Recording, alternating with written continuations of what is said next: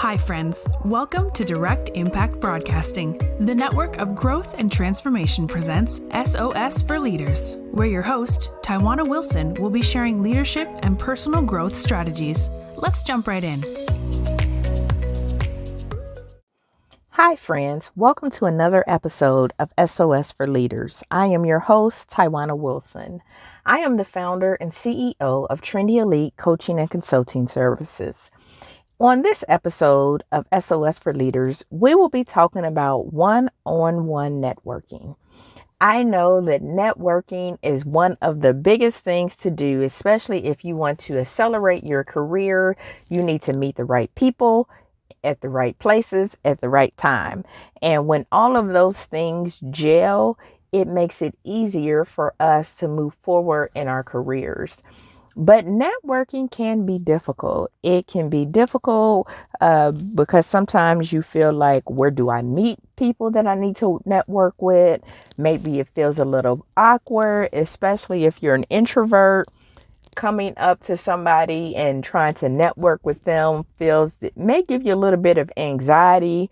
And so I want to offer you 5 tips that you can use in your networking as you go forward.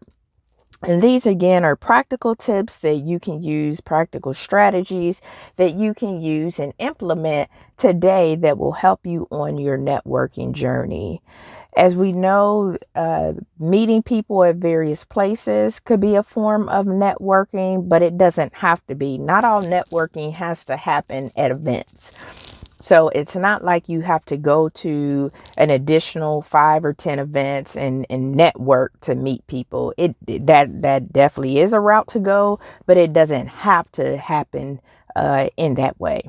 Some of the most effective networking actually happens over coffee meetings, or lunch. It could be you meet somebody at a local Panera or Starbucks and just meet and chat and get to know them a little bit for a 30-minute meeting or so. That is pretty effective. I've actually have met a lot of people that way. We've connected over social media. LinkedIn is one of my social media of choice, especially for professional networking. And I've been able to meet people for coffee at Starbucks or Panera just to get to know them a little bit better. I've learned some about them through their social media, but it just gives us a time to connect. And in those cases, it's a little less awkward because it's one-on-one. It's you finding out about them and them finding out about you. So, and it can happen in that live environment, or you can actually do a virtual one-on-one kind of networking connection. I've done this as well, where I've met somebody on LinkedIn, and then we decided we were going to have a virtual Zoom meeting or conference call, and we did a 30-minute call to figure out what they were doing in their business, what I'm doing in my business, and ways that we can mutually benefit or work together or collaborate with each other. And so that was very helpful too, because it was very strategic. We set up a time, there was no distractions, and so it allowed us to get to know each other a little bit better. So here's 5 tips that you can use to be more effective in your networking and to make it less scary. So we can take the elephant out of the room of going to these events that you may or may not be interested in, and really focus, especially if you like to have that one-on-one time and not really a fan of the events, then one-on-one networking is going to work out awesome for you. So, tip 1 is have a point to the meeting. So anytime you're going to network with somebody or meet with somebody, you need to have a point. What is the goal?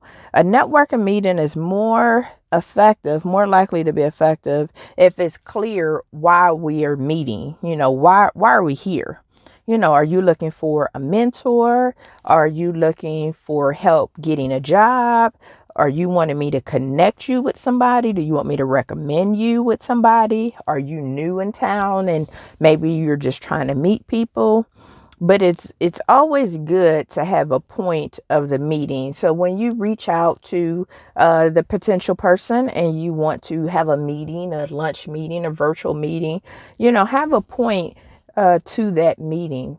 So I would say, hi, I'm Tawana Wilson. I wanted to set up a breakfast meeting with you at Panera. I just want to get to know more about what you do in your business and how maybe we can be of benefit to each other.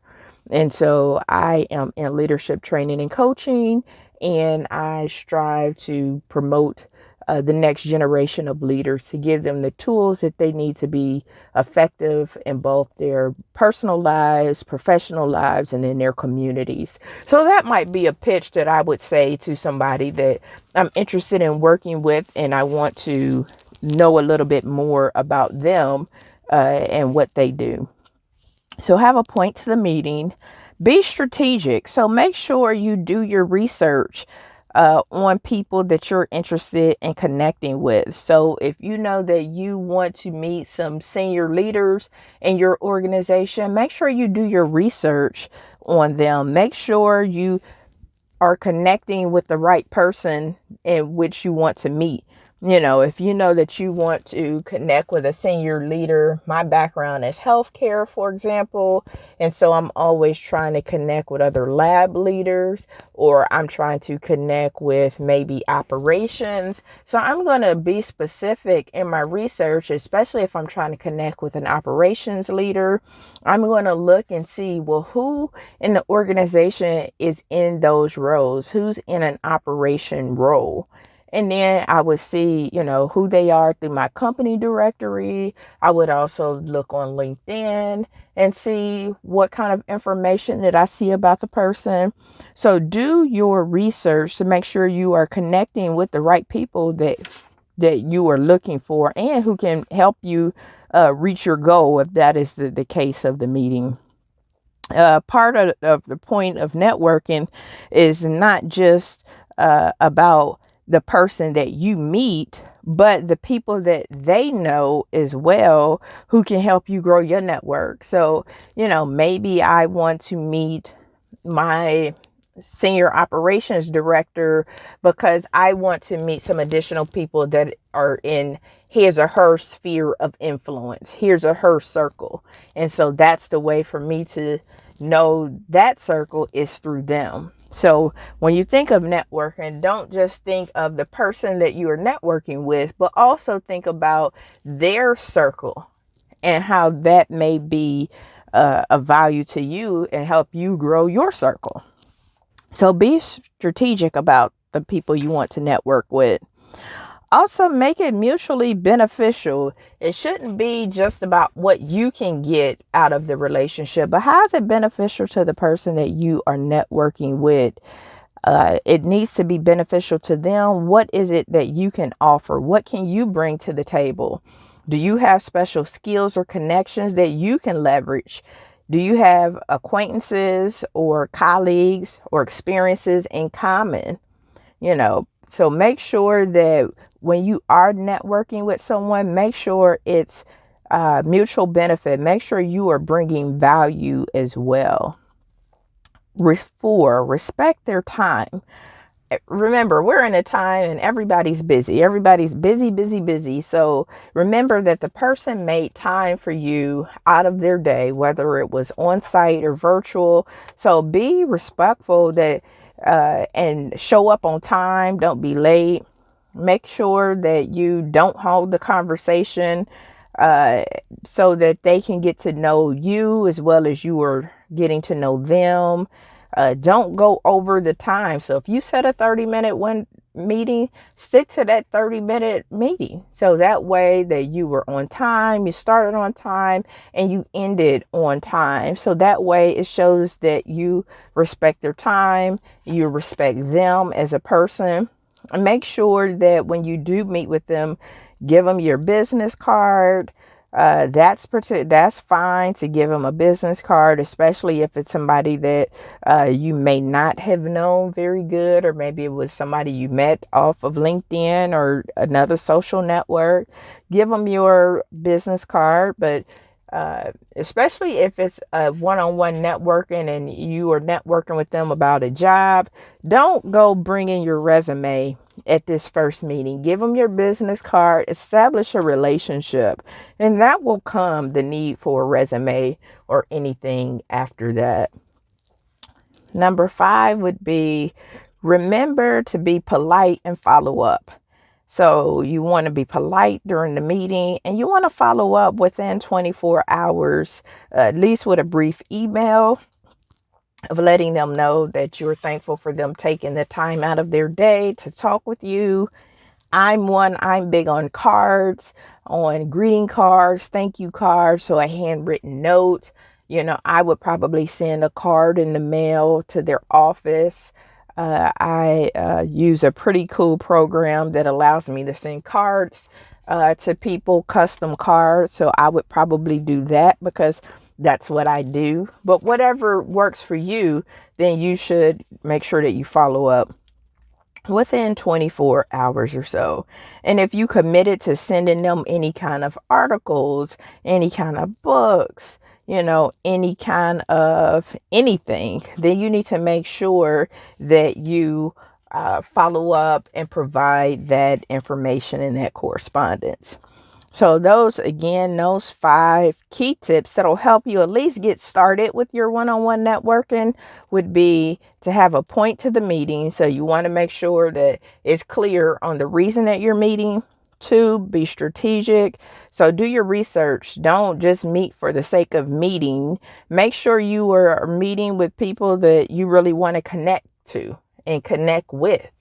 There's no point of just out networking just for the sake of networking. So be strategic. Make sure it's mutually beneficial. It's not all about you. What can the other person gain from being connected with you? So whether it's your special skills or your connection or your experiences. So what is it? What's in it for them, to make it a mutual benefit? You want to respect their time. That's number 4, respect their time. Make sure you show up on time. You keep the meeting to the said time, whether it's 30 minutes, an hour. And then you don't want to hog up the conversation because, again, this is an opportunity to get to know them. They get to know you.